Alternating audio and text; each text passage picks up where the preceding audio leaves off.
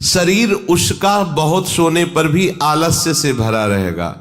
आलस्य के कारण वो भजन में जे भी बैठेगा 2-4 मिनट में ही माला छूट जाएगा और नींद आ जाएगी। ऐसा दर्शन होता है। वो बहुत कोशिश करते हैं, बस ऐसे हो जाते। ये कैसे हो गया? तुम्हारा क्या अभ्यास है? ऐसे कैसे कोई हम पे ऐसे कैसे हावी हो सकता है? कोई हमारे ऊपर ऐसा कैसे शासन कर सकता है? चाहे नींद हो या काम हो या क्रोध हो, आप क्या हो आप समझो। आप भगवान के अंश हो और आप इतना अधीन होते चले जा रहे हैं शरीर के। सत्संग हो रहा है, आप मुंह बगाड़ के सो रहे हैं। कीर्तन हो रहा है, आपको झटके नींद के आ रहे। धिक्कार है आपको जीवन को। आप साधक हो, आप उपासक हो, ये क्या हो रहा है? जहां आपको संपूर्णतया सावधान होकर चैतन्य रहना है, वो आप सो रहे हो। कैसी आपकी दिनचर्या, कैसी आपकी साधना है? आप हो क्या? विचार करना चाहिए। डांटने की विषय नहीं है, कोई तुम्हें जगाए विषय नहीं है।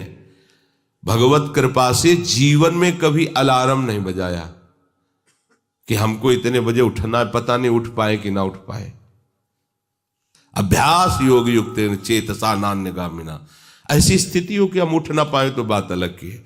नहीं, बख्शना नहीं इस शरीर को, अब भाई हमें चलो हम नहीं आ रहे, ऐसा नहीं। अगर सांस है, दम है, बिल्कुल इसको बख्शना नहीं। हम केवल आपको उपदेश नहीं कर रहे, बख्शना नहीं। शरीर के प्रति इतना प्यार नहीं दिखाना कि वो हमारे प्यारे से हमको दूर कर दे, ऐसा नहीं। ये जड़ वस्तु है, ये चैतन्य नहीं है। तुमसे ये चैतन्य है, तुम अपनी चैतन्यता को समझो, इसके अधीन हो रहे हो। ये तो बहुत बुरा लगता है जब कोई साधक सत्संग में या माला लेकर भजन करने में या पाठ करने में सो रहा है, तब लगता है। ग्रंथ सामने खोला है, थोड़ा पाठ कर ऐसे ऐसे। एक जगह दर्शन किया, दर्शन कर ले जाते थे, वो भागवत का स्वाद है।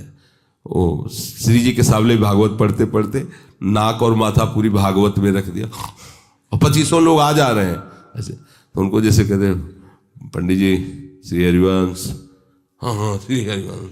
अब ये हो क्या रहा है, ये क्या हो रहा है? अगर आपके अंदर नींद है तो आप चैन से 1-2 घंटे सो लिए दीजिए और फिर बैठिए, चैतन्य होकर बैठिए। ये अपमान है शास्त्रों का।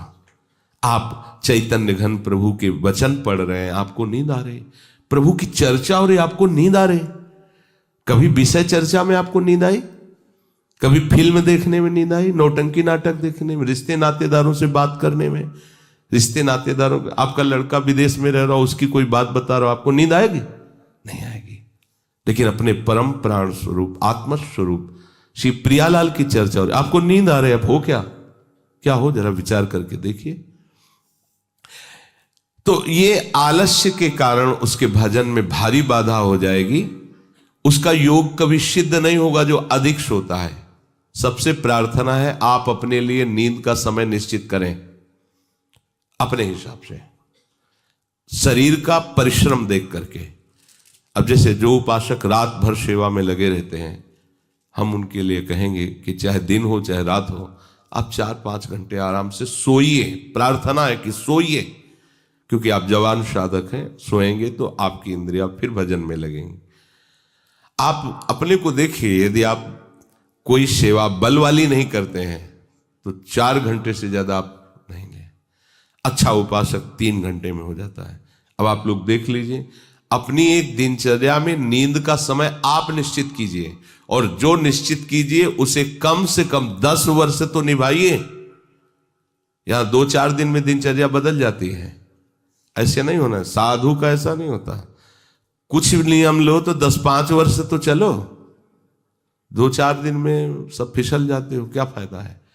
एक नियम लो, हम इतने घंटे सोएंगे, हम छूट देते हैं आपको। आप अपने आप ने नियम लो कि हमारा इतने घंटे में हो जाएगा। उस घंटे को आप लिख लो अपने सामने कि मुझे इतने घंटे केवल सोने के लिए सत्संग में अनुमति है, क्योंकि हमने वहां इतना नियम लिया था। आप ले, बताने की जरूरत नहीं। आपके द्वारा लिया हुआ नियम फिर आपसे कभी नहीं टूटना चाहिए। स्वीकार करो आप अंदर से कि आप इतना सोएंगे,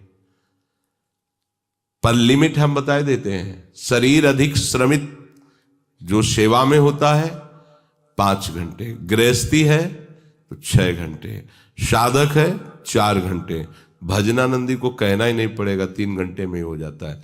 इसी के अंतर्गत आप चयन कर लीजिए, 6 से 7 में मत बढ़ना, क्योंकि सत्संगी हो इतना भारी श्रम तुमसे नहीं होता।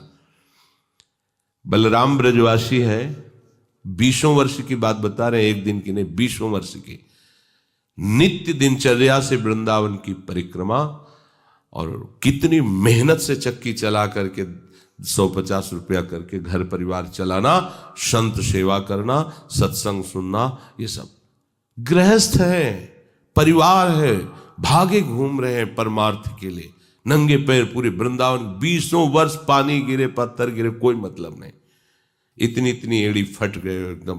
अब उनको क्या कहोगे, साधु नहीं कहोगे तो क्या कहोगे? ब्रजवासी हैं, रात दिन प्रभु का नाम स्मरण, सत्संग, परिक्रमा सब कर, और मेहनत उठा उठा के बोरा भर बेचना, उसमें कहीं 10, 20, 50 रुपया बचा लेना, परिवार का पोषण करना। आपके लिए तो कोई सेवा ऐसी नहीं मेहनत वाली, फिर आप इतना लंबा सफर कैसे सोच सकते हैं?